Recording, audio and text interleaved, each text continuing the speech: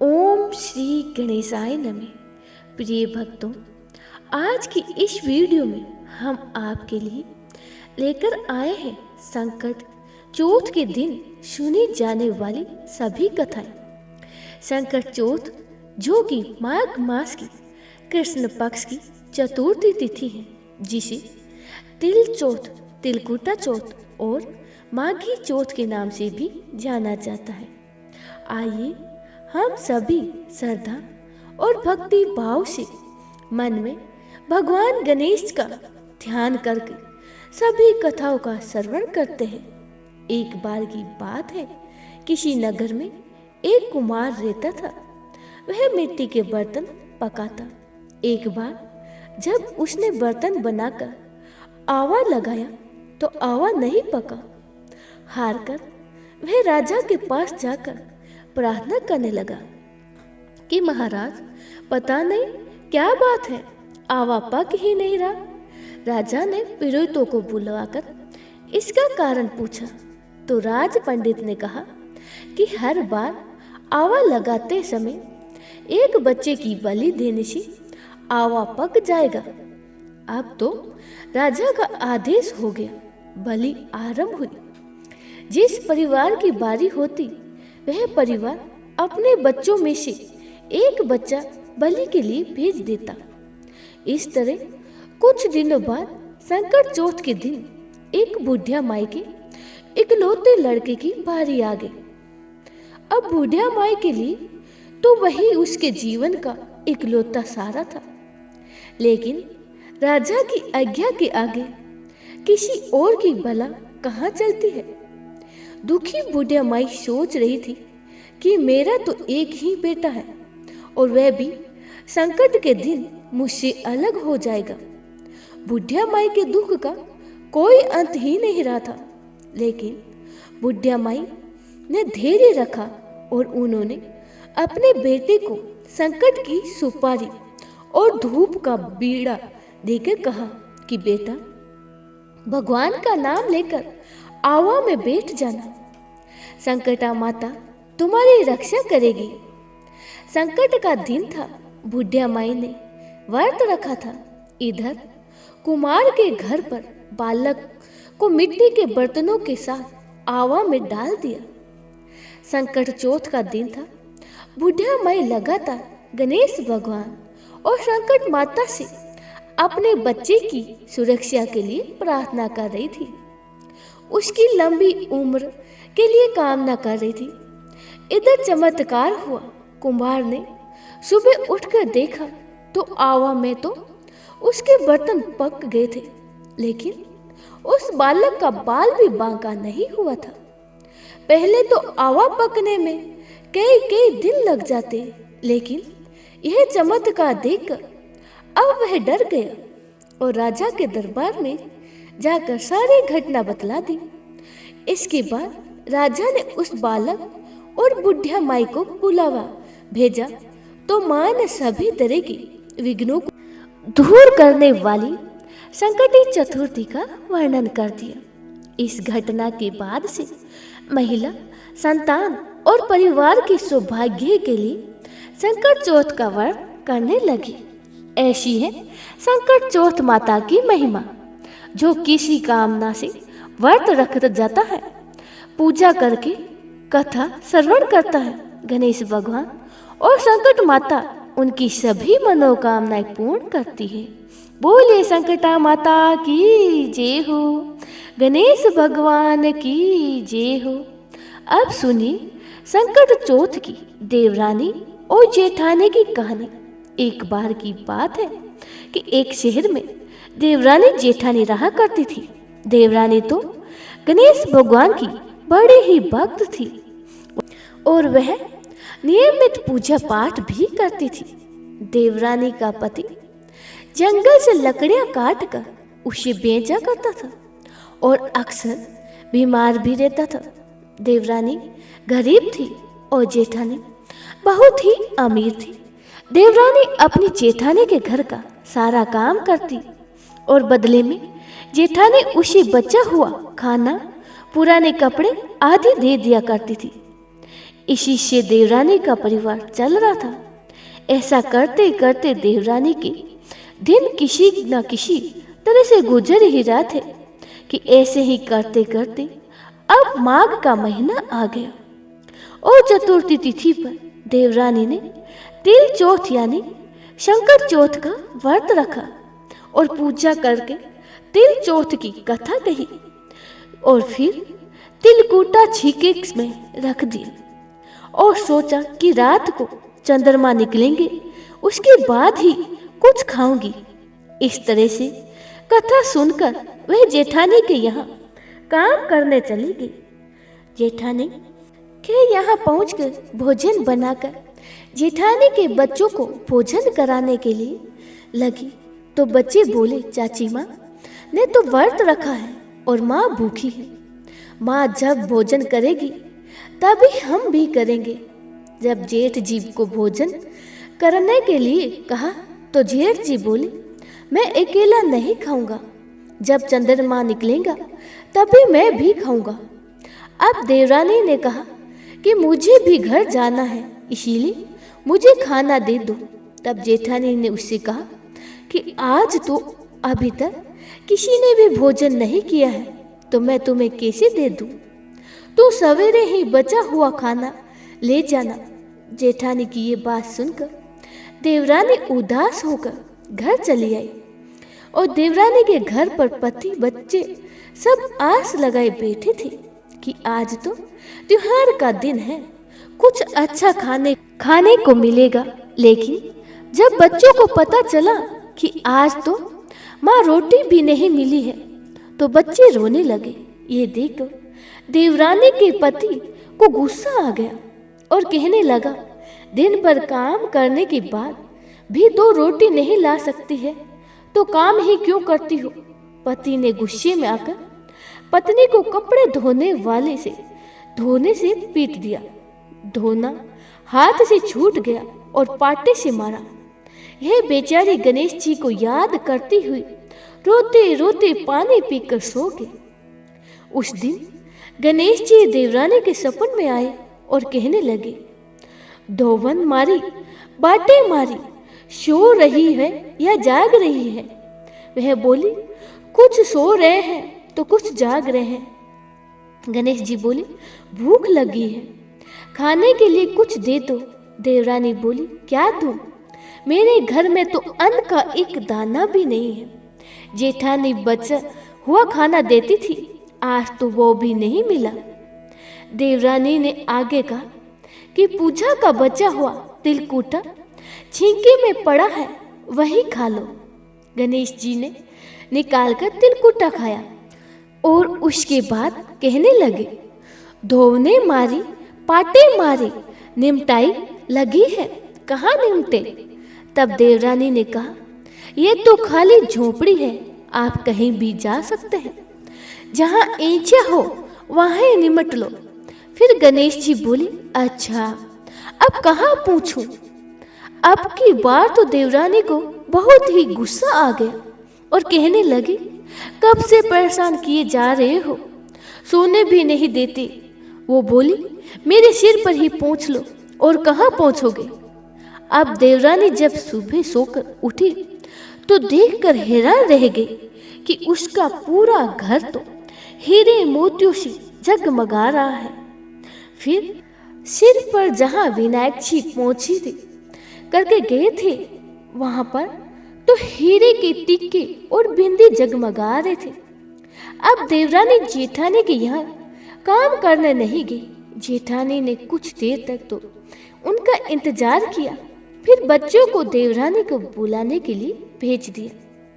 जेठानी ने सोचा कल खाना नहीं दिया था, इसीलिए शायद देवरानी बुरा मान गई होगी। बच्चे बुलाने गए तो बोले, चाची चलो, माँ ने बुलाया है।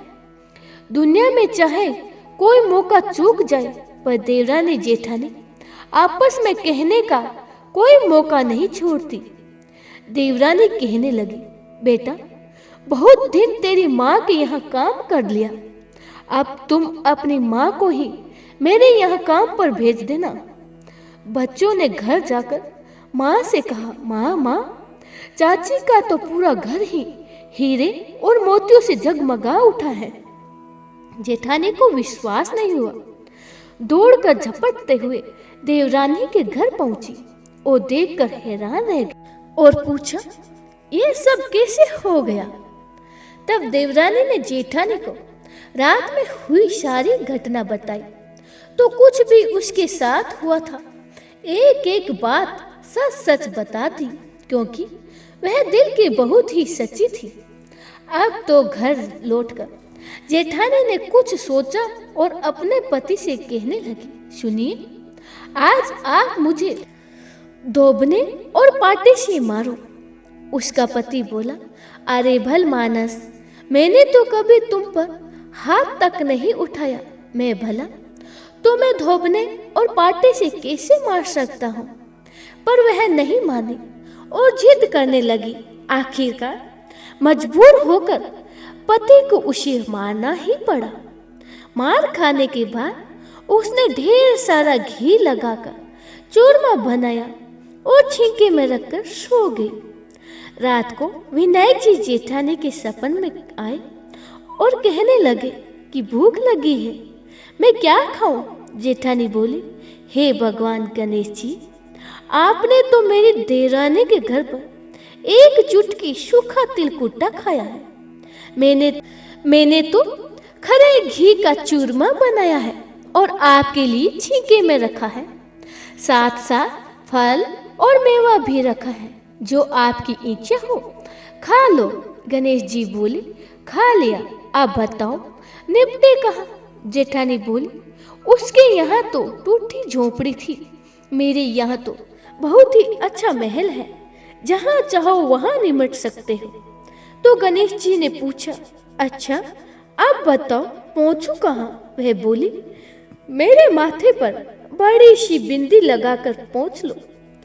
धन की भूखी लालची जेठानी रात भर खुशी से फूले नहीं समा रही थी। सोच रही थी कि सुबह जब उठूंगी तो पूरा घर उसे हीरे मोती सोने जवाहरात चांदी से भरा मिलेगा। सोचते सोचते हुए वह सुबह जल्दी ही उठ गई।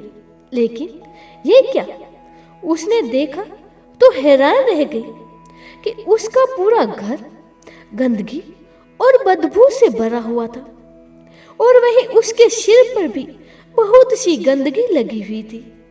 ये सब देखकर जेठानी ने अपना माथा पीट लिया और कहने लगी, हे गणेश जी महाराज, ये आपने क्या किया है? मुझसे रूठे हो और देवरानी पर टूटे हो। अब जेठानी के घर साफ करने की बहुत कोशिश की, परंतु गंदगी और ज्यादा फैलती गई। जेठानी के पति को मालूम हुआ तो वह भी बहुत गुस्सा हुआ और फिर बोला, तेरे पास तो इतना सब कुछ था, फिर भी तेरा मन नहीं भरा। परेशान होकर जेठानी चौथ के विनायक जी से मदद की और फिर विनती करने लगी। बोली, हे गणेश जी महाराज, मुझे से बड़ी ही भूल हुई है, मुझे क्षमा करो। विनायक जी ने कहा, देवरानी से जलन के कारण जो तुमने किया है, यह उसी का फल तुझे मिला है। अब तुम अपने धन से आधा धन उसे देगी, तभी ये साफ होगा। गणेश जी कहने लगे, पर उसने आधा धन तो बांट लिया है, लेकिन मुहूर्त की एक हाड़ी चूल्हे के नीचे गाड़ कर रखी है। उसने सोचा किसी को पता नहीं चलेगा और उसने उस धन को नहीं बांटा। गणेश जी भगवान तो सब कुछ जानने वाले हैं। जेठानी ने अब गणेश भगवान से कहा, हे चौथ विनायक जी, अब तो आप यह बिखरावर समेट लो। वे बोले, पहले चूल्हे के नीचे गाड़ी हुई मेहरों की हांडी और ताक में रखी हुई सुई की भी पाती है, इसका भी बंटवारा कर। इस तरह विनायक जी ने सुई जैसी छोटी चीज का भी बंटवारा कराकर अपनी माया समेट ली और देखते ही देखते जेठानी के घर की गंदगी साफ हो गई। गणेश जी महाराज जैसा आपने देवरानी पर कृपा की वैसी सब पर करना। कहानी कहते, सुनते और हुंकार भरने वाले सब पर कृपा करना, किंतु जो जेठानी को जैसा सजा दी वैसी किसी को मत देना। बोलिए गणेश जी महाराज की जय हो। साहूकार और साहूकारनी की कहानी। एक बार की बात है कि साहूकार और साहूकारनी रहा करते थे।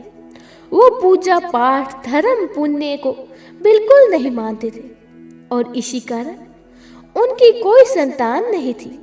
एक दिन की बात है, साहूकारनी अपनी पड़ोसन के घर गई। उस दिन संकट चौथ थी और पड़ोसन संकट चौथ की पूजा करके कहानी सुना रही थी। साहूकारनी ने पड़ोसन से पूछा कि तुम ये क्या कर रही हो? पड़ोसन बोली, आज चौथ का व्रत है इसीलिए कहानी सुना रही हूँ। साहूकारनी बोली, चौथ के व्रत करने से क्या होता है? तब पड़ोसन बोली, इसे करने से अन्न धन सुहाग पुत्र सब कुछ मिल जाता है। तब साहूकारनी ने कहा कि अगर मेरा गर्भ ठहर जाए तो मैं 1.25 सेर का तिलकुटा करूंगी और चौथ माता का व्रत भी करूंगी। गणेश भगवान की कृपा से जल्दी ही साहूकारनी गर्भवती हो गई।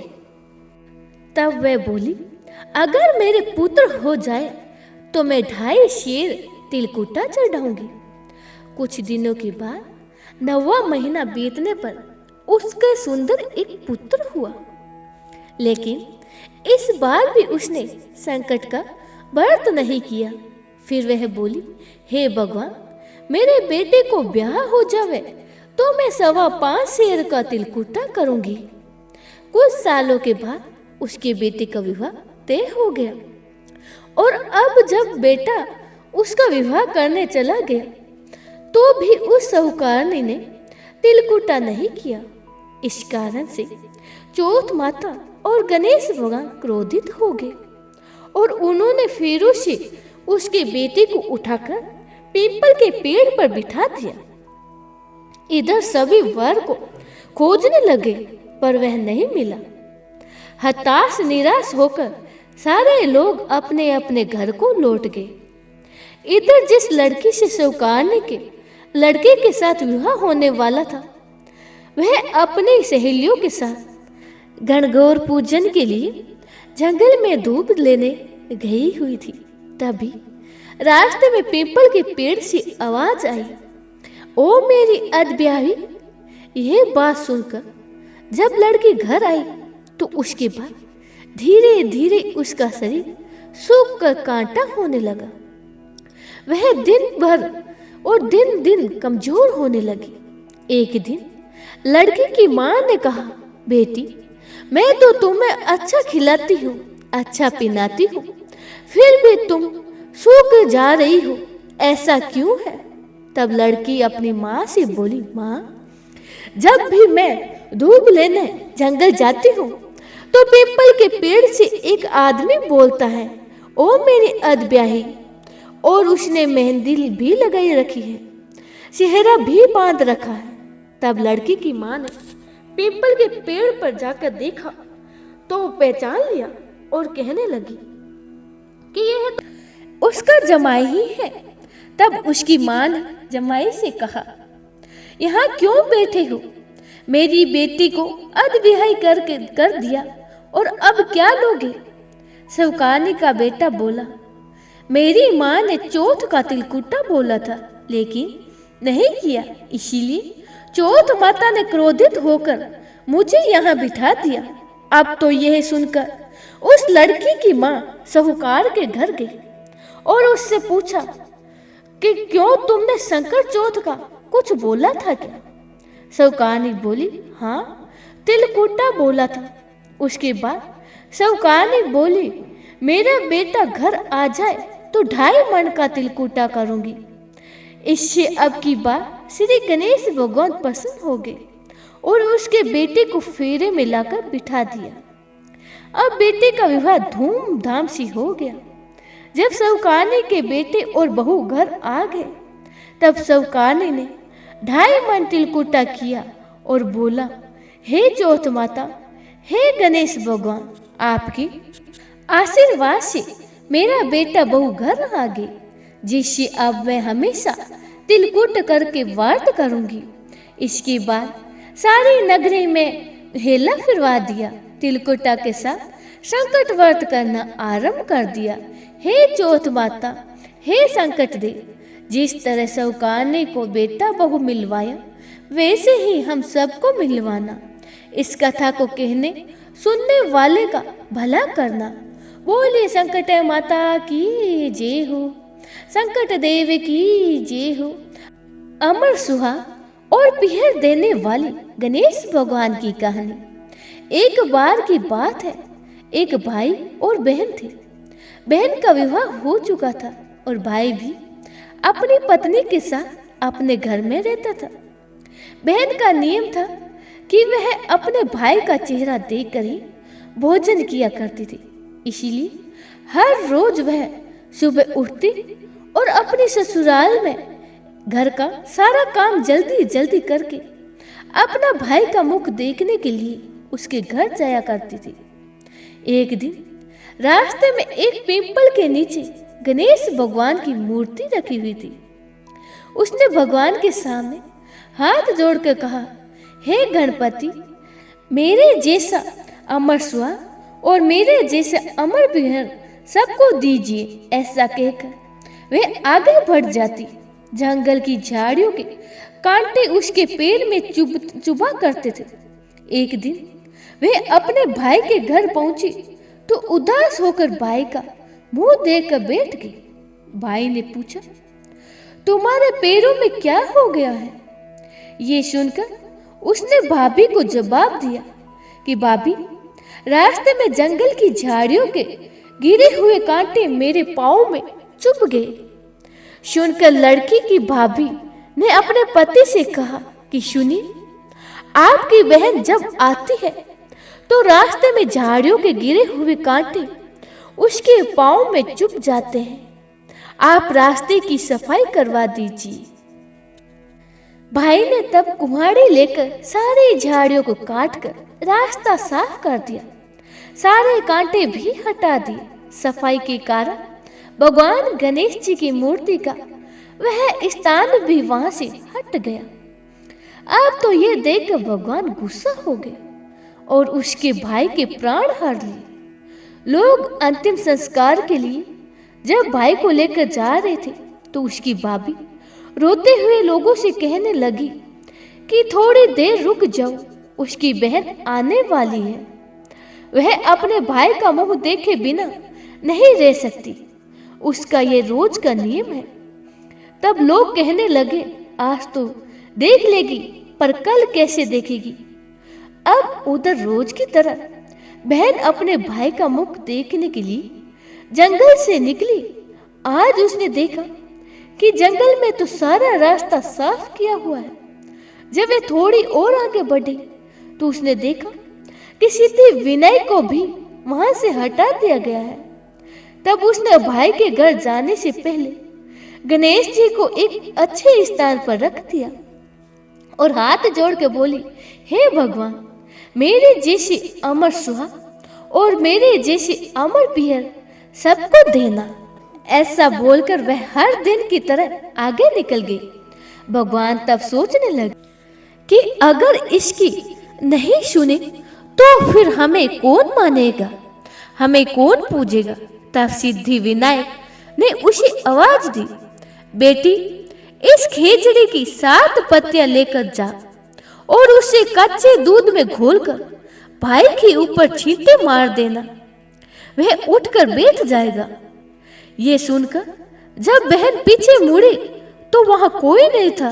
फिर वह सोचने लगी कि ठीक है, जैसा सुन लिया वैसा ही कर लेती हूँ। फिर वह 7 खेजड़ी की पत्तियां लेकर अपने भाई के घर पहुंची। वहां उसने देखा कि कई लोग बैठे हुए हैं, भाभी बैठी रो रही है और सामने ही भाई का शव रखा है। तब उसने पत्तियों को बताए हुए नियम के अनुसार भाई के ऊपर इस्तेमाल किया। भाई तुरंत ही उठकर बैठ गया। फिर भाई बहन से बोला कि मुझे बहुत ही गहरी नींद आ गई थी। तब बहन बोली कि ऐसी नींद तो किसी दुश्मन को भी ना आए, और उसने अपनी सारी बात अपने भाई को बता दी। मान्यताओं के अनुसार यह है गणेश भगवान की कहानी, जिसे सुनने पर भगवान गणेश जी की असीम कृपा प्राप्त होती है। अब सुनिए चौथ माता की कहानी। प्राचीन कथा के अनुसार एक बार एक सेठ सेठानी थी। उनकी एक बेटा और बहू भी थी। बहू सबको भोजन कराकर फिर स्वयं भोजन करा करती थी। उसकी एक पड़ोसन ऐसी भी थी जो रोज पूछा करती थी कि आज क्या बनाया है और क्या खाया है। बहू कहती ठंडो बासी।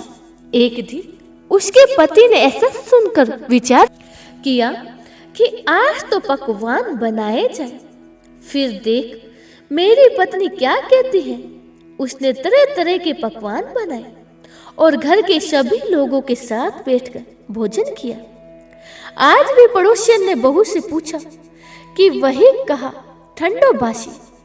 सेठ के लड़के ने सोचा ना हो, कोई बात तो जरूर हो, किस कारण मेरी पत्नी ऐसा कहती है। फिर उसने अपनी पत्नी से पूछा तुम तो रोज ही ठंडा बासी खाया, ऐसा क्यों कहती हो, जबकि हम सब ने तो एक साथ बैठकर कई तरह के पकवान खाए थे। तब उसकी पत्नी बोली हम सब जो खा रहे हैं वे हमारे बाप दादाओं की कमाई है। जिस दिन आप कमाओगे, कमा कर लाओगे, उसी दिन मैं समझूंगी कि हम ताजा भोजन कर रहे हैं। सेठ के लड़के ने इस बात पर खूब विचार किया। फिर एक दिन अपनी माँ से बोला माँ, मैं एक बड़े शहर में पैसे कमाने जा रहा हूँ। माँ बोली बेटा हमारे पास तो इतना धन है कि खाए तो भी खाया जाएगा। माँ के मना करने पर भी बेटे ने खुद कमाने का निश्चय कर लिया और जाते समय पत्नी से बोला कि मैं जब तक कमाकर बहुत सारा धन लेकर वापस ना लौटूं, तुम चूल्हे की आग मत बुझने देना। और फिर एक दिन चूल्हे की आग बुझ गई। तब वह मन की ही मन घबराने लगी, कहीं मेरे पति पर कोई संकट तो नहीं आ गया। जल्दी से पड़ोसन से आग लेकर आती हूँ और चूल्हे में रख दूं। ऐसा सोचकर वह पड़ोसन के गई। वहां पड़ोसन चौथ माता का व्रत पूजन कर रही थी। चौथ माता का पूजन कर रही थी। पड़ोसन ने कहा बहन थोड़ी देर में आग ले जाना। बहू ने पड़ोसन से पूछा कि आप यह व्रत क्यों करती हो, इससे क्या मिलता है। पड़ोसन बोली चौथ माता के इस व्रत को करने से अन्न लक्ष्मी मिलते हैं और अपनी मनोकामना भी पूर्ण होती है। अब बहू भी चौथ माता का व्रत करने लगी। दीवार पर चौथ माता बनाई और उस दिन घी गुड़ का चूरमा बनाकर रात को चंद्रमा को अर्घ देकर भोजन करती। ऐसा करते करते उसे बहुत दिन बीत गए। उधर चौथ माता ने बहू के पति को सपन में कहा, दर्शन देकर कहा साहूकार के बेटे तू जाग रहा है कि सो रहा है। तेरी पत्नी तुझे बहुत याद कर रही है। जा घर जा और उसकी चिंता मिटा। तू दुकान खोलकर कुंकू केसर का पगलिया बनाकर बैठ जरा। आज तेरा सारा हिसाब किताब हो जाएगा। अब तो चौथ माता ने जैसा कहा था वैसा ही हुआ। उसने घर जाने की तैयारी की और गाड़ी भरकर धन दौलत लेकर चल पड़ा। रास्ते में एक बड़ा सा काला नाग फन फैलाए बैठ गया और बोला आज तो मैं तुझे डसूंगा, छोड़ूंगा नहीं। तेरी उम्र पूरी हो गई है। सेठ का लड़का बोला आज चौथ माता ने मुझे सपना दिया था। मैं अपनी पत्नी से मिलने जा रहा हूँ। वहाँ मेरी पत्नी मेरा इंतजार कर रही होगी, बहुत चिंता कर रही होगी। मैं उससे मिलकर जरूर वापस आऊंगा, तब तुम मुझे डस लेना। नाग बोला तुम अगर शपथ लेकर जाओ ही मैं तुम्हें जाने दूंगा। अगर तुम लौट कर नहीं आए तो मैं तुम्हारे घर पर आकर ही तुम्हें डस लूंगा।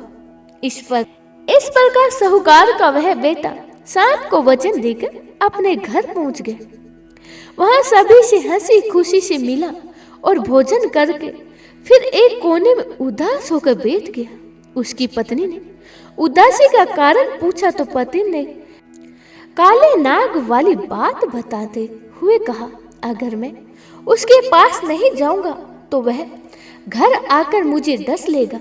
पत्नी बहुत चतुर थी, बोली, आप घबराओ नहीं, लेट जाओ, मैं एक उपाय करती हूँ। पत्नी ने कमरे की 7 सीढ़ियों पर, पहली सीढ़ी पर रेत, दूसरी पर इत्र, तीसरी पर गुलाब फूल, चौथी पर कुंकू केसर, 5वीं पर लड्डू पेड़ा, 6ठी पर घाती गलीचा और 7वीं पीढ़ी पर दूध रख दिया, कटोरा रख दिया। इस प्रकार वह 7 ही पेड़ियां सजाकर बैठ गई। आधी रात होते ही वह नाग आकर पेढ़ी चढ़ने लगा।